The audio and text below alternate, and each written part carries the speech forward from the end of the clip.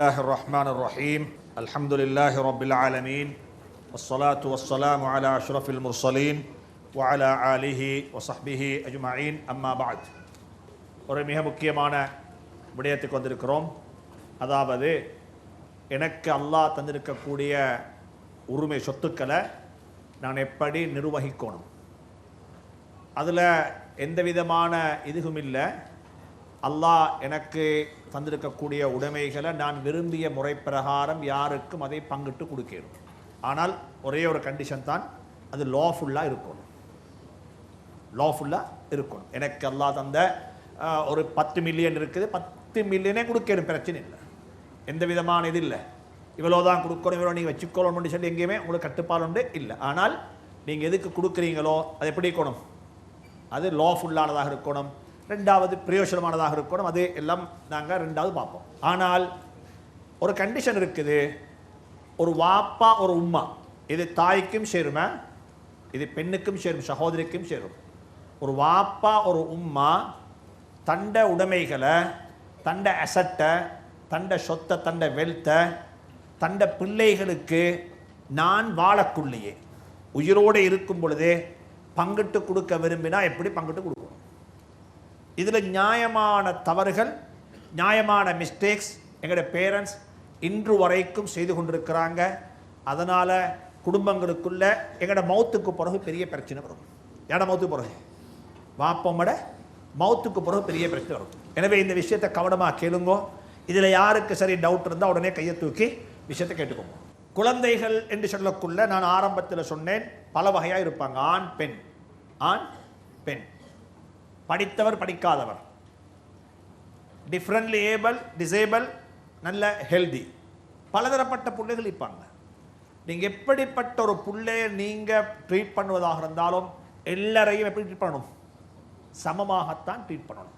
பொம்பளை பிள்ளைக்கு 1, ஆம்பளை பிள்ளைக்கு அரைவாசி, பொம்பளை பிள்ளைக்கு 2, ஆம்பளை பிள்ளைக்கு 1 என்ற கன்செப்ட் எங்கேயும் வரக்கூடாது. என்ன செய்யணும், ஈக்குவலாகத்தான் ட்ரீட் பண்ணுவீங்க. ஆனால் அந்த செலவழிக்கிற செலவில் 2 செலவிக்குது. ஒன்று இருக்குது கிஃப்ட். நாங்கள் பேசுறதை பற்றிங்க எதை பற்றி பேசுகிறோம், கிஃப்டை பற்றி தான் பேசுகிறோம். இன்னும் ஒன்றைக்கு செலவு, இதை பற்றி நாங்கள் பேசலை. இப்போ செலவுன்னு சொன்னால் ஒரு பிள்ளைக்கு செலவழிக்கிற அமௌண்ட்டே தான் மற்ற பிள்ளைக்கு செலவழிக்கிறோம்ன்ற கன்செப்ட் இல்லை. அதே இல்லதே. உதாரணம் வச்சுக்கோங்க, 5 பிள்ளைக்குது, ஒருத்தருக்கு டெங்கு வந்துச்சு, டேன்ஸ்னு நிப்பாட்டினோம், எவ்வளோ பில் வந்துச்சு, 75,000 rupees பில். இப்போ 75,000 rupees 5 பேருக்கு டிபாசிட் பண்ணணுமா, மற்ற 4 பேர் டிபாசிட் பண்ணணுமா, தேவையில்லை. 2 பேர் ஜிசி ஓலவல் செஞ்சாங்க, ஒருத்தர் நல்ல குவாலிஃபைட், ஜிசி ஏலவல் செய்யலும், அவர் ஹையர்ஸ்ட்டு போகிறாரு, அவருக்கு நீங்கள் செலவழிக்கிறீங்க. இது கிஃப்ட் அல்ல, இது என்னது, இது செலவு, இது நஃபக்கா. அப்போ செலவழிக்கிற விஷயத்தில் ஒரு நாள் என்ன செய்ய முடியாது, ஈக்குவல் காட்டேலாம். உதாரணமாக அது எப்படி இம்பாசிபிள். ஆனால் கிஃப்ட் என்ற விஷயத்தில் கட்டாயம் ஈக்குவல் என்னதன் 2 பேரையும் அந்த இடத்துல வச்சு ட்ரீட் பண்ணுவது கட்டாயம். எனவே வாழ்க்கையில் ஞாபகம் வச்சுக்கோங்க, ஆம்பளை புள்ள, பொம்பளை புள்ள, மூத்த புள்ள, இளைய புள்ள, புத்திசாலி, புத்தி இல்லாதவர், பேர் மிஸ்யூஸ் பண்ணுவார், வாப்பக்கு ரொம்ப விருப்பமானவர், வாப்பக்கு விருப்பம் இல்லாதவர் என்று சொல்லி எந்த வகையிலையும் வித்தியாசம் காட்டக்கூடாது. எல்லாரையும் என்ன செய்யணும், எல்லாரையும் என்ன செய்யணும், ஒரே பார்வையில் தான் பார்க்கணும். இது முக்கியமான விஷயம். இது கூடாது, அன்ஈக்குவல் ட்ரீட்மெண்ட், அன்ஈக்குவல் ட்ரீட்மெண்ட் கூடாது. விளைஞ்ச விஷயம் எப்பயும் சரி சமமாக தான் நீக்கணும். இது கட்டாயம், இதை மெயின்டைன் பண்ணுங்கோ. இது வாழ்க்கையில் வரணும். மூத்த புள்ள என்னோட இருக்கிறாரு, இளைய புள்ள என்னோட இல்லை, அவர் என்ன பேச்சை கேட்கிறாரு, பேச்சு கேட்கிறாரு இல்லை என்ற எந்த விஷயம் வந்தாலும் பிரச்சனை இல்லை. எல்லாரையும் சரிசமமாக ட்ரீட் பண்ணுற பழக்கத்தை உருவாக்கும். இது காமன் எரர்ஸ், நாங்கள் செய்யக்கூடிய, எல்லாரும் செய்யக்கூடிய சில மிஸ்டேக்ஸ், தவறான சில விஷயங்கள். ஒன்று, வீட்டில் ஆம்பளை பிள்ளை பொம்பளை பிள்ளைக்கும் பெரும்பாலும் நம்புற மட்டுக்கு மருமகன்மாருக்கு ரொம்ப சந்தோஷமாயிக்கோ மேலுமே. என்னன்னு சொன்னால், வாப்பா சொல்லுவார், ஆம்பளை பிள்ளைகளை கூப்பிட்டு நான் தாத்தமாருக்கு தங்கச்சிமாருக்கு எல்லாம் கொடுக்க வேண்டியதெல்லாம் கொடுத்துத்தான் நான் அவங்கள குட் பாய் சொல்லி அனுப்பிட்டேன். மிச்சம் உள்ளதெல்லாம் நீங்கள் என்ன செய்யுங்கோ, பங்கிட்டு எடுத்துக்கோங்க, அவங்களுக்கு கொடுக்க வேண்டிய அவசியம் இல்லைன்னு யார் சொல்கிறார்? இப்போ யார்? வாப்பா சொல்றாரு. இது கூடுமாங்க? இது கூடாது, இது கூடாது. ஒரு ஊர்ல ஒரு பொம்புள புள்ளைய ஊட்டலேந்து வழி அனுப்புறதுக்கு என்ன செலவு இருக்குதோ இது கிஃப்ட் அல்ல, இது செலவு. உதாரணமாக எங்கள் ஊரோட கலாச்சாரம், ஒவ்வொரு ஊருக்கு ஒரு கலாச்சாரம் இருக்குது. அக்குர்ணையை பொறுத்தவரையில் சொல்லுவாங்க ஒரு 25 பவுனுக்கு நகை போடணும். காலியை பொறுத்த சொல்லுவாங்க ஒரு 15 பவுன் நகை போட்டு ஒரு பெட்ரூம் செட் ஒன்று கொடுத்து அனுப்பணும். ஒவ்வொரு ஊருக்கும் ஒவ்வொரு வகையான என்ன இருக்குது, ஒரு கலாச்சாரம் இருக்குது, ஒரு அளவொண்டு இருக்குது. இது கிஃப்ட் அல்ல, இது செலவு. இதெல்லாம் இந்த செலவை கிஃப்டா பார்க்க வாணும். ஒரு பொம்புளை புள்ளைய நீங்க வழி அனுப்பி வைக்கிறேன்னா அப்படித்தான். ஹஜ்ரத் ரசூலுல்லாஹி ஸல்லல்லாஹு அலைஹி வஸல்லம் மனைவி ஆயிஷா ரலியல்லாஹு தஆலா அன்ஹாவை அப்படித்தான் அவங்களோட வாப்பா வழி அனுப்பி வச்சாங்க. எப்படி? அந்த ஊர்ல இருக்கக்கூடிய ஒரு நடைமுறை, அழகான ஒரு முறை உண்டு. அந்த முறையை ஒவ்வொரு சில இடங்கள்ல இருக்குது. சில சொசைட்டிக்கு சில கலாச்சாரம் இருக்கும். சில சொசைட்டிக்கு ஒரு சொசைட்டி என்ன சொன்னா கல்யாணம் முடிச்சா மறுவா பொம்பளை புள்ள போனா மறுவங்க வாரில்லை. ஆனா அனுப்பக்குள்ள குடும்பம் எல்லாம் சேர்ந்து நகையெல்லாம் கொடுத்து மாலை கொடுத்து வேணா பவுன்ஸ் தங்கம் பிஸ்கட்ஸ் எல்லாம் கொடுத்து அனுப்பி வைப்பாங்க. இது ஒரு கலாச்சாரம். எனவே இது கிஃப்ட் அல்ல, இது ஒரு கலாச்சாரம். அது கொடுத்துட்டு சொல்றாங்க நாங்கள் கொடுக்க வேண்டியதெல்லாம் கொடுத்துட்டோம், நீங்க மற்றத்தை பிரிச்சுக்கோங்கன்னு சொல்லி வாப்ப சொன்னாலும் ஆம்பளை பிள்ளைகளுக்கு வாப்ப சொன்னதை கொண்டு வாப்பட மௌத்துக்கு பிறகு அந்த சொத்து உங்களுக்கு சொந்தமாக மாட்டாது. அதுல பங்கு யாரு போகணும்? யாருக்கு? யாருக்கு? மருமகனுக்கா மகளுக்கா? மகளுக்கு மருமகனுக்கு ஒரு பங்கும் இல்லை. மருமகன்மார் அனுப்பி வச்சோமான போயிட்டு வாங்கிட்டு வாங்கன்னு சொல்லி, மருமகன்மார் அனுப்பி வைக்கோமான போயிட்டு வாங்கிட்டு வாங்கன்னு சொல்லி. இது எங்கட வாப்பமார் செய்யற ஒரு காமன் மிஸ்டேக் உண்டு. இன்னமொரு மிஸ்டேக் இருக்குது, ஆட்டோமேட்டிக் ஓனர்ஷிப். இது இப்படி சொல்லுவோமே, எங்கட உம்மமாரும் இதுல கவனம் செலுத்தணும். வாப்ப ஒரு ஆளுக்கு 4 பிள்ளைக்குது, ஒரு ஆளுக்கு 4 பிள்ளை. மூத்தவருக்கு வயது சும்மா சொல்லுவோமே 20 வருஷம், 2வது ஆளுக்கு வயது 15 வருஷம், 3வது ஆளுக்கு 10 வருஷம், 4வது ஆளுக்கு 7 வருஷம். 4 பிள்ளை. இப்போ வாப்பட பிஸ்னஸ் ஒன்று இருக்குது, மாஷா அல்லாஹ் ஒரு ஷாப் உண்டு, பெரிய பிஸ்னஸ் பண்றாரு. வாப்பட ஷாப். இப்போ மகன் 4 பேரும் படிக்கிறாங்க, மாஷா அல்லாஹ். இந்த மூத்த மகன் நெஞ்சார் இப்போ ஜிசிஏ லெவல் முடிச்சு ஒரு அக்கௌண்டன்சில் ஒரு கோர்ஸ் செஞ்சு முடிச்சுட்டாரு. வாப்பட பிஸ்னஸ் வந்து சேர்றாரு. இப்போ வாப்பட பிஸ்னஸ் வந்து சேர்றாரு. இப்போ 2வது மகன் இவருக்கு 20 வருஷம் வாப்ப, இவர் வந்து சேர்றாரு. இந்த 2 பேருக்கு இடையில உள்ள கேப் என்ன? 5 years கேப். 5 years gap. இப்போ 2 பேரும் கடைக்குள்ள வந்தோடனே 2 பேரும் கடையை இப்போ ஓனர்ஷிப் எடுக்கிறாங்க. இப்போ வாப்பா அப்படியே கொஞ்சம் கொஞ்சமாக வாப்பட ஒர்க் லோட் குறையும். வாப்பா இப்போ கடைக்கு வர விசிட்டிங் பார்ட்னர் மாதிரி என்ன செய்வார், இப்படி வந்து போக்குள்ள வாப்பா அப்படியே உரமாகிடுவார். இப்போ வாப்பா மவுத்தாகிட்டார். வாப்பா மவுத்தாகக்குள்ள இவருக்கு வயசு 30, இவருக்கு வயசு என்ன 25 வயசு, 25 வயசு. இப்போ வாப்பா மவுத்தாகி அனந்தர சொத்து பிரிச்சோடும். அனந்தர சொத்து பிரிச்சக்குள்ள இவங்க 2 பேரும் சொல்றாங்க, இல்ல இல்ல வாப்பா வந்து ஸ்லீப்பிங் பார்ட்னர் தான், சும்மத்தான் நீந்தாரு, நாங்கத்தான் கட்டி எழுப்பினோம். யார் சொல்ற? இப்ப யார் சொல்ற? இப்ப நானமார் 2 பேரும் சொல்றாங்க. இவங்க 2 பேரும் சொல்றாங்க, நீங்க அங்க பலாத்தக்கி வந்துடப்படாது, உங்களோட எல்லாத்தையும் கருவமெல்லாம் நாங்கள் அழகா படிச்ச வச்சுக்கிறோம், மோத வச்சுக்கிறோம், நாங்கள் உங்களுக்கு கல்யாணம் முடிச்சு வச்சிருக்கோம், அதுக்கு பிறகு நீங்க உங்களத பார்த்துக்கோங்க. யார் சொல்ற? இப்ப இது எல்டரி பேர் சொல்றாங்க. இப்ப இது அவங்க செல்றதுல நியாயம் இருக்கோ மேலும்? யார் செல்றதுல? இந்த 2 பேரும் செல்றதுல நியாயம் இருக்கோ ஏலும், பொய் இல்லை. ஆனால் இந்த நிலைமை உருவாகிறதுக்கு யார் காரணம்? யார் காரணம்? வாப்பா தான் காரணம். வாப்பா முதலாவது என்ன சொன்னா, இந்த மகன் கடையுள்ளுக்கு வரக்குள்ளேயே வாப்பாக்கு ஒரு தெளிவி கோணம், ஏண்ட மவன் ஏண்ட கடைக்கு எப்படி வாராரு, ஏன் வாராரு இல்ல எப்படி வாராரு, பார்ட்னரா வாராரா, டைரக்டரா வாராரா, எம்ப்ளாயியா வாராரா, அல்லது ஒரு ஒர்க்கிங் பார்ட்னரா வாராரா, எப்படி வாராரு, அது ஒரு டாக்குமெண்ட் லீக்கணும். அந்த டாக்குமெண்ட்ல உம்மக்கும் டாக்குமெண்ட் தெரியணும், வாப்பாட்ட டாக்குமெண்ட் இருக்குது.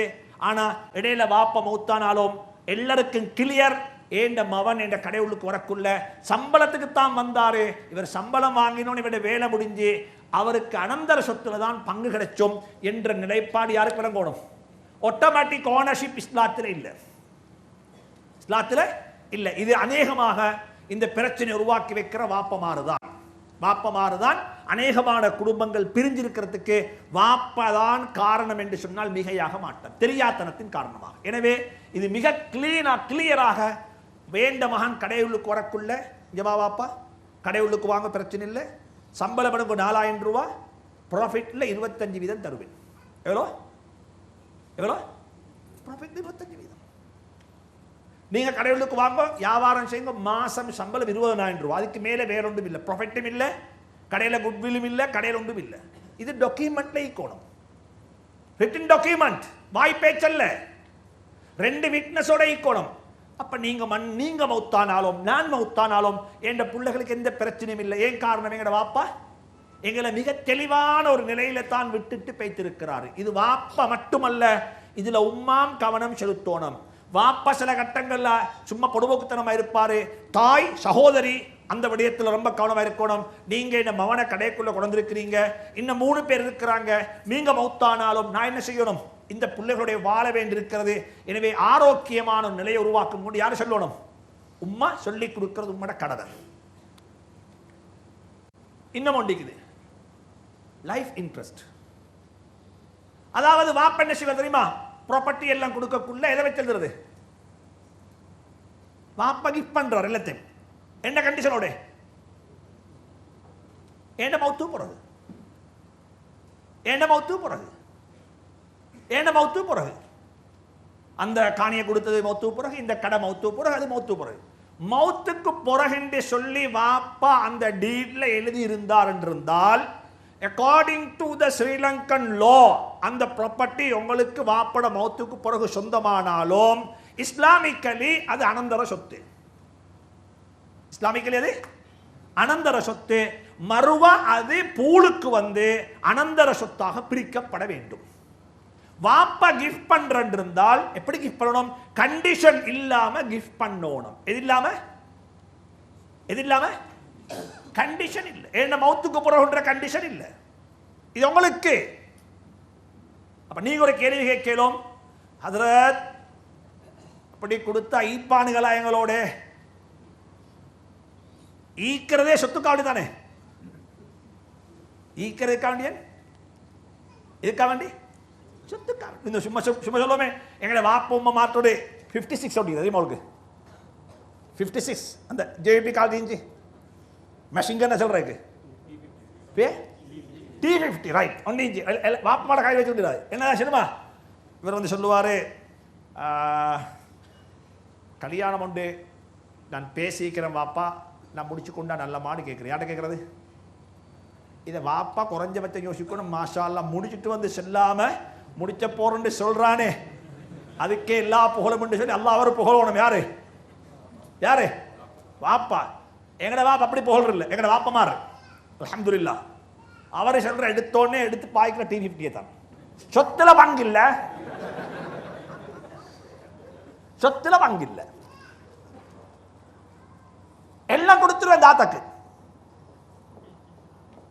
உம்மாஞ்சல் அப்படித்தான். நீ ஏண்ட புள்ளை மல்ல, என்ன மவுத்துக்கும் வந்துடாதே, பலாத்தக்கும் வந்துடாதே, என்ன முகத்தை பார்க்க சொல்லு. யார் சொல்றது? எங்கட வாப்பா உம்மமாரும் பேச படிச்சுக் கொள்ளணும். பிள்ளைகளோடு எப்படி பேசணும்? பாசிட்டிவா பேசணும், நெகட்டிவா பேசக்கூடாது. நாங்க சொல்லணும், மாஷா அல்லாஹ் இன்னாருடைய மகன் கல்யாணம் முடிச்சிட்டு வந்து சர்டிபிகேட், இந்த மேரேஜ் சர்டிபிகேட்ல வந்து கொடுத்தார் வாப்பட கையில. ஏண்டமா அப்படி சொல்லலையே, குறைஞ்சபட்சம் என்னட்ட வந்து சொன்னான் தானே மாஷா அல்லாஹ் முடிச்ச போறேன்னு சொல்லி. நாங்க அகினேது நாங்க பேத்தாம். அப்படியா? யாரை முடிச்ச போறீங்க? வாங்களே பேசுவோம். என்னப்பா நல்ல விஷயம் தானே, என்ன ராங், என்ன தவறு? பாசிட்டிவ் அப்ரோச், நெகட்டிவ் அப்ரோச் இல்லை, பாசிட்டிவ் அப்ரோச். அதுக்கு பிறகுதான் கொஞ்சம் கொஞ்சமா பேசி நாங்க பிரிண்ட் அவுட் பண்ணோம். ஓட விருப்பம், ஆனா இதுல இன்னும் ஒண்டிக்குது, கொஞ்சம் பார்த்துக்கோ, இன்னும் ஒண்டி கொஞ்சம் பார்த்துக்கோ, அங்கொத்தர் இப்படி செஞ்சார் அவர் மாட்டிக்கொண்டிருக்கிறத கொஞ்சம் பார்த்துக்கோ. யார் சொல்லணும்? இது யார் சொல்லணும்? தலையை தடாவி தடாவி சொல்லணும். முதலாவது நாங்க பழகோணம் என்ற மவளோட என்ற மகனோட பேசுறதுக்கு 24 மணித்தியாலம் என்ன செய்ய வேணும்? கையில வச்சுக்கொள்ள வேணும் அந்த கண்ணை. இந்த கண் பாவிச்சுற காலம் அல்ல, கம்பும் பாவிச்ச வேணும், கண்ணும் பாவிச்ச வேணும். பிள்ளைகளை அப்படி வச்சுக்கோங்க.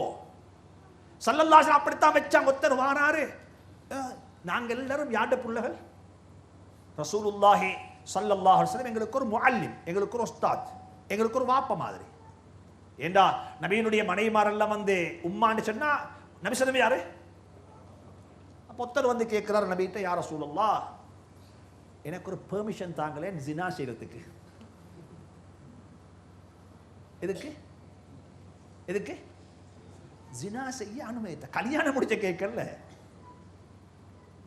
கல்யாணம் முடிச்ச கேட்கல. எதுக்கு கேட்கிற பெர்மிஷன்? அடல்ட்ரி. என்ன பாசிட்டிவ் அப்ரோச்? சும்மா சொல்லுங்க பாவம். எங்கள்கிட்ட வந்து ஒருத்தர் கேட்டா எப்படி இருக்கும்? அடே உனக்கு வர பலா எனக்கு பிறகு பொங்கி பேச்சிடுவாப்பா, நீ ஏற்கனவே பலாய் முஸ்லிம் பிடிச்சவாளியா? அப்படிதான் நான் அப்ரோச் பண்ணுவோம். இல்ல, ஸல்லல்லாஹு அலைஹி வஸல்லம் ஃபஅஜ்லஸஹு இலா ஜம்பிஹி, அவரை கூப்பிட்டு பக்கத்துல உட்கார வச்சுக்கோனாங்க. வா வாப்பா, நீ தான் வேணும் எனக்கு, எனக்கு நீ தான் வேணும் வா. உட்கார்ந்ததுமே அவருடைய அரவாசி டெம்பரேச்சர் பிடிச்சு, அரவாசி பிடிச்சு. இப்ப என்னாச்சு? பேசுறாங்க. இப்ப ஹிவார் டயலாக். நாங்க இன்டர்ஃபேஸ் டயலாக் பத்தி பேசுறது. எத்தனை வாப்பமா இருக்கிறாங்க புள்ளகளோட பேசி நம்ம சொல்லுவோம். நாங்க சொல்ற இன்டர்ஃபேஸ் டயலாக் பௌத்தர்களுக்கு மத்தியிலே, முஸ்லிம்களுக்கு மத்தியிலே, இந்துக்களுக்கு மத்தியிலே, ஜூயிஸோடையும் ஷியாக்களோட நாங்க இன்டர்ஃபேஸ் டயலாக் வச்சோம்ன்ற பெருசா நாங்க பேசுறது. கொஞ்சம் சொல்லுங்க பாப்போம், எத்தனை பேர் இருக்கிறாங்க தண்ட பிள்ளைகளோட டயலாக் வச்சு கொண்டிருக்கிறாங்க? என் மகனோட நான் ஓப்பனா எதையும் பேசணும், என் மகனோட எனக்கு எதையும் ஓப்பனா டிஸ்கஸ் பண்ணணும். எத்தனை வாப்பா இருக்கிறாங்க? எத்தனை புள்ளக்கேன்னு வாப்பாட பேசுறதுக்கு? அல்லாஹ் பேசக்கூடிய எனக்கும் தௌஃபீக் செய்வானாக, கேட்கக்கூடியவங்களுக்கும் அல்லாஹ் தௌஃபீக் செய்வானாக. எங்கட வெற்றி எங்கட குடும்ப வாழ்க்கையில டயலாக் தான், ஹிவார். என் வாப்பாவோடு எனக்கு எதையும் பேசணும், என் ஹஸ்பண்டோடு எனக்கு எதையும் பேசணும், என் ஹஸ்பண்டுக்கு எனக்கு எதையும் சொல்லணும். அந்த அந்த ஃப்ரீடம் வீட்டுக்குள் இருந்தால் அந்த வீடு சொர்க்கம், அந்த வீடு சொர்க்கம். நாங்க நினைக்கிற ஃப்ரீடம் ஆஃப் த டாக் எங்க? ஹை பார்க்ல மட்டும் உண்டு. ஹை பார்க்ல இல்ல, எங்களுக்கு எல்லா இடத்துலயும் இருக்குது. என் மனைவி எனக்கு எதே பேசணும், என் ஹஸ்பண்டோட எனக்கு எதே பேசணும். ஆனால் அதுக்கு நாங்க பழகணும், அதுக்கு நாங்க ட்ரைனிங் எடுக்கணும். ஒருத்தர் பேசக்குள்ள நாங்க அனுமதி கேட்கிறாரு ஜினா செய்யறதுக்கு, அதை டொலரேட் பண்றதுக்குள்ள சக்தி கொள்ளுண்ட எந்த சபுர் அது? எந்த சபுர்? சுப்ஹானல்லாஹ். வாழ்க்கை இதை பழகிக்கும். நான் எனக்கு சொல்றேன், நான் எனக்கு சொல்றேன், அல்லாஹ் அதை எனக்கு நசீபாக்குவானாக, அல்லாஹ் உங்களுக்கு நல்லா நசீபாக்குவானாக. எனவே வாப்பமாறு பிள்ளைகளுக்கு கொடுக்கக்குள்ள லைஃப் இன்ட்ரெஸ்ட் வச்சு கொடுக்க இயலாது. நாங்கள் எப்படி கொடுக்கணும் என்று சொன்னால் ஓப்பனாக தான் கொடுக்கணும். ஆனால் பிள்ளைகளோட விஷயத்தை அமைச்சுக்கோங்க. ஸ்ரீலங்கன் லாவும் அத்தான் சொல்லுது, ஸ்ரீலங்கன் லோவும் அத்தான் சொல்லுது, எங்கட லோவும் இஸ்லாமிக் லோவும் அத்தான் சொல்லுது. ஒரு வாப்பா ஒரு புள்ளைக்கு ஒரு சொத்து கொடுத்தால், ஒரு சொத்தை கொடுத்தா கண்டிஷன் இல்லாம கொடுத்தாரு, கொடுத்ததுக்கு பிறகு அதுல 2 நிலை இருக்குது. வாப்பா போயிட்டு மகன்கிட்ட கேட்கிறாரு, மகனே உனக்கு தந்த அந்த ப்ராப்பர்ட்டியை எனக்கு திருப்பி தந்துடுவாப்பான்னு சொல்லி. யார் போய் கேட்டாரு? யார் கேட்டாரு? இது இஸ்லாமிக் இல்லையா? வாப்பா சொல்றாரு மகனை பார்த்து, நான் தந்த ப்ராப்பர்ட்டியை திருப்பி தந்துடு மகனேன்னு சொல்லி. கேட்டா போதும், மகன் சொல்ல தேவையில்லை, வாப்பா நான் தந்துட்டேன்னு சொல்லி. கேட்கறத கொண்டே ஓனர்ஷிப் வாப்பாக்கு டிரான்ஸ்ஃபர் ஆகிடும். எதை கொண்டு? எதை கொண்டு?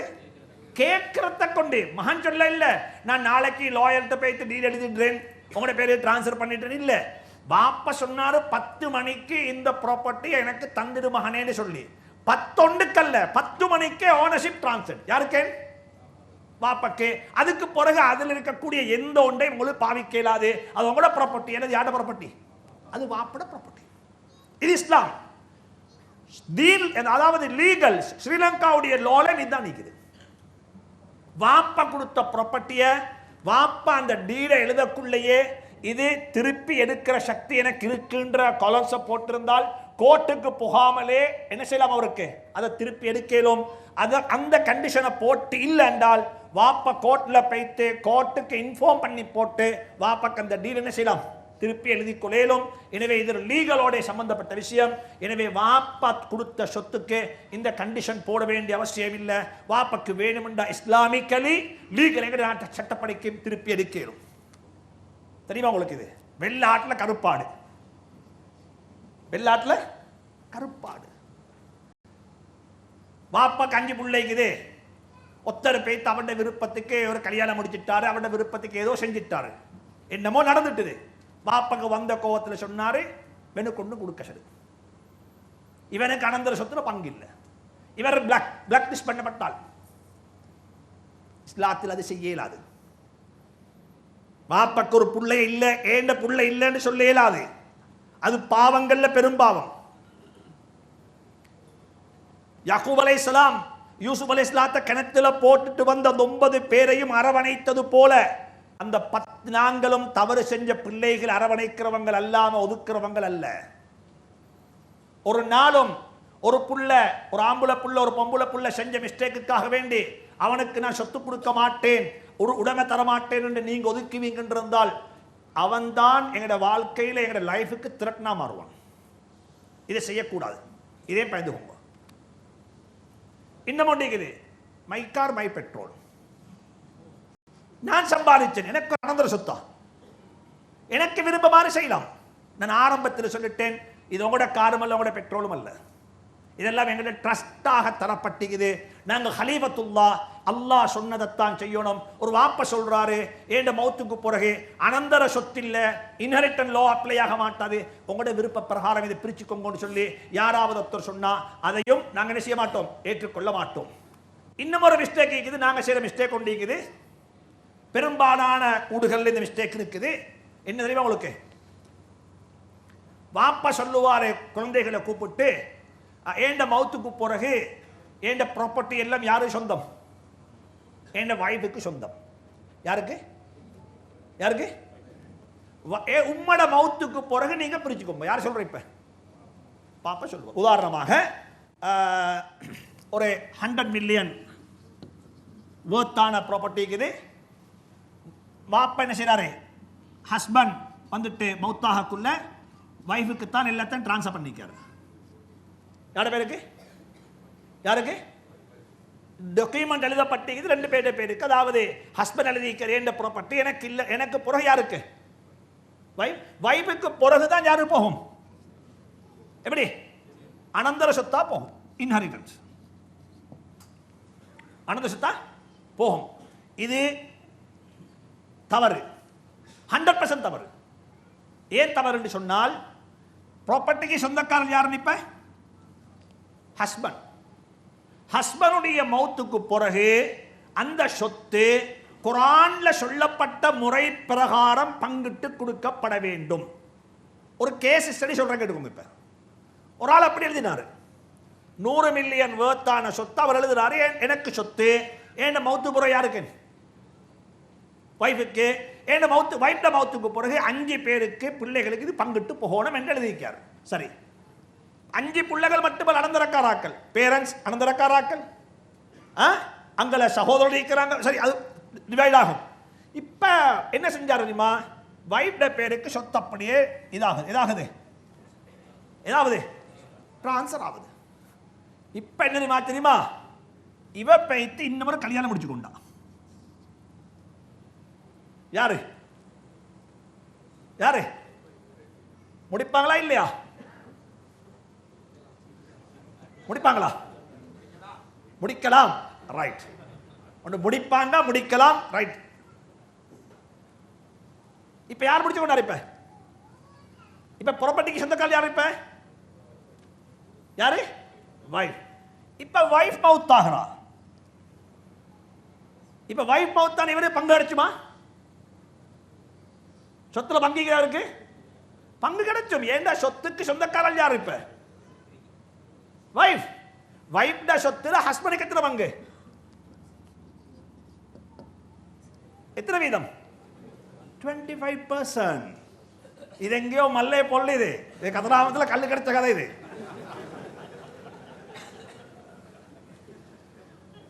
விளைச்சா? இந்த குத்தத்தை செஞ்ச யார் இப்ப? வாப்பா.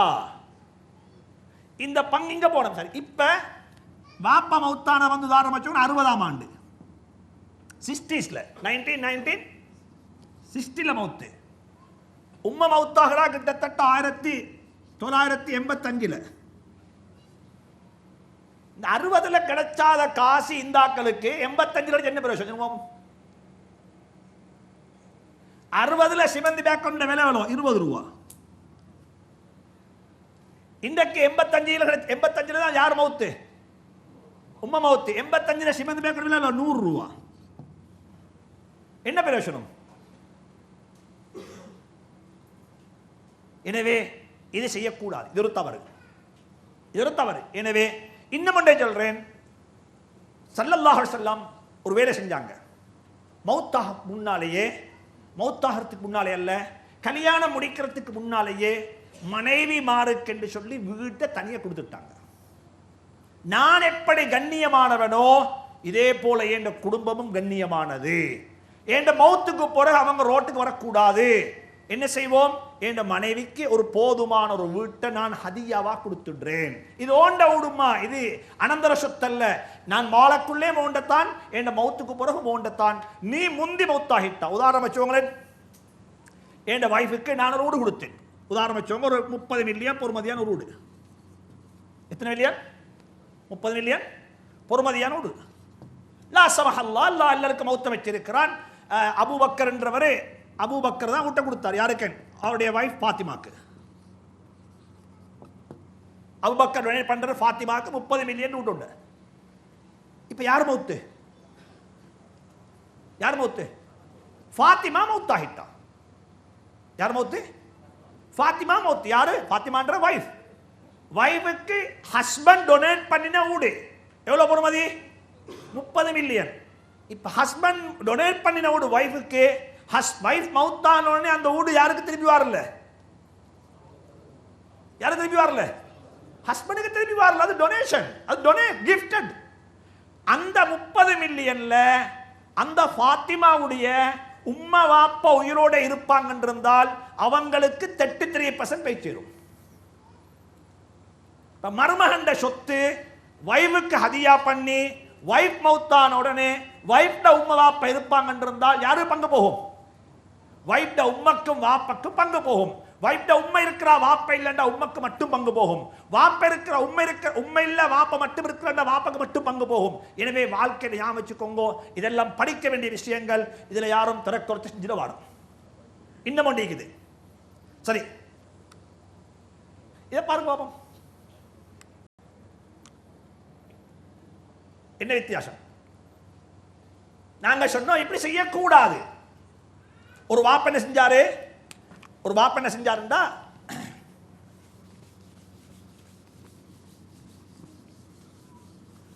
ஒரு வாப்பக்கு 5 பிள்ளைகள். 5 பிள்ளைகள் ஒத்தரை மைனஸ் பண்ணி போட்டு 4 பேர். ஒரு ஆளை மைனஸ் பண்ணாரு. 4 பேர். சொத்தை எழுதினார் யாருக்கு? 4 பேருக்கு. ஒத்தனை ஒன்றும் கொடுக்கல. யார் மௌத்து? இப்ப வாப்பா மௌத்தாகிட்டார். வாப்பா தவறு செஞ்சிட்டு வாப்பா மௌத்து. 4 பேருக்கு சொத்து கிடைச்சிக்குது. ஒரு ஆளுக்கு என்ன செய்யல? சொத்து கிடைச்சல. ஆனா வாப்பா தந்த சொத்து உங்களுக்கு சொந்தமாகிடும். அந்த ஒத்தரை கொடுக்கல, அவருக்கு ஒன்றும் கொடுக்க தேவையில்லை. ஆனால் வாப்பா குத்தவாளி. வாப்பா யாரு? இப்ப வாப்பா கபர்ல போய்த்து நிம்மதியா வாழணும்னா நாங்க என்ன செய்யணும்? நாங்க என்ன செய்யணும்? இப்ப 4 பேரும் சேர்ந்து, இது அனந்தர சொத்தல்ல, இது கிஃப்டட். எங்களுக்கு நாங்க என்ன செய்வோம் தெரியுமா? எங்களோட வாப்பா செஞ்ச மிஸ்டேக் எங்களுக்கு கண்டினியூ பண்ண இயலாது. நாங்க என்ன செய்வோம்? இந்த சொத்தை 4க்கு பிரிச்சத்தை 5க்கு பிரிச்சு நாங்க 5 பேரும் சரிசமமா பிரிச்சு கொள்வோம். வாப்பட காலத்துல தான் நாங்க பிரிஞ்சிருந்தோம், வாப்பட மௌத்துக்கு பிறகாவது நாங்க சேர்ந்து வாழுவோமே என்ற நிலைப்பாட்டுக்கு யார் வரணும்? பிள்ளைகள் வரணும். ஒரு எக்ஸாம்பிள் சொல்ல கேட்டுக்கோங்க. கொழும்புல பெட்டால கைதர் ஸ்ட்ரீட்ல ஒரு கடை உண்டு. கிட்டத்தட்ட கைதர் ஸ்ட்ரீட்ல இருந்து ஆரம்பிச்சா அது அடுத்த துண்டு இருக்குது பிரின்ஸ் ஸ்ட்ரீட்ல. இது ரெண்டுக்கு விடப்பட்டதான் ப்ராப்பர்ட்டி, பெரிய ஒரு ப்ராப்பர்ட்டி, கிட்டத்தட்ட ஒரு பெரிய ஒரு ப்ராப்பர்ட்டி, அளவு சொல்ல தேவையில்லை. வாப்ப என்ன செஞ்சா தெரியுமா? 2 மக்கள். சில விஷயம் இருக்குது, அல்லாஹ் எதை கபூல் செய்வாங்கன்னு தெரியாது. நாய்க்கு தண்ணி கொடுத்து சில கட்டங்களில் சுவர்க்கம் போயிடும். வாப்ப என்ன செஞ்சார் தெரியுமா? மூத்த மகனை படிச்சு வச்சார். அவர் படிச்சுட்டு வந்துட்டார். 2வது மகன் படிச்ச போனவர் அங்க போயிட்டு ஒரு கல்யாணம் முடிச்சு கொடுத்தாரு. என்ன கல்யாணம்? அங்க ஒரு லண்டன்ல பிரிட்டிஷ்ல ஒரு புள்ளைய கல்யாணம் முடிச்சிட்டாரு. இஸ்லாத்துக்கு எடுத்து மாஷா அல்லாஹ் நல்லா இருக்கிறாங்க. இவருக்கு வந்த ஆத்திரத்தில் இவர் என்ன தெரியுமா செஞ்சாரு? முழு சொத்தையும் நானோட மூத்த மகண்ட பேர்ல எழுதிட்டார். எந்த கண்டிஷனும் இல்லாத கிஃப்ட் எல்லாம் யாருக்கு? நானக்கு. இவ்வளவுக்கும் நானா பெரிய தீன்தாரி அல்ல. அவர் வந்துட்டு கோல்ஃப் ஃபேஸ்ல வந்துட்டு வாக் போக்குள்ள நாயோட தான் வாக் போவார். ஆனா முஸ்லிம். நாங்க நினைக்கிறோம் இஸ்லாமுண்டக்குள்ள இந்த சூரத்து தானே பார்க்கறது. இஸ்லாமுண்டக்குள்ள இப்படி குணம், இந்த சூரத்தை குணம், இப்படி குணம், இப்படி நாங்க அப்படி இல்லை. அவருடைய இஸ்லாத்தை பாருங்க. சில ஆட்கள்கிட்ட சில விஷயம் இருக்கும், அது எங்களுக்கு வெளிவு பண்ணேலா. அப்ப வாப்ப மவுத் ஆகிட்டார். 100% ப்ராப்பர்ட்டிக்கு இவர் தான் சொந்தக்காரர். இப்ப தம்பி வாரார் லண்டன்ல இருந்து வாப்பட ஜனாசாவுக்கு. ஜனாசால பங்கெடுத்தாரு. நான் எல்லாம் முடிஞ்சு 3 days 4 days ஆச்சுது. ஹோட்டல்ல தங்கி நிற்கிறாரு. ஹோட்டல்ல இருந்தான் வந்தார், மையத்துக்கு எல்லாம் முடிச்சிட்டாரு. 3ஆம் நாள்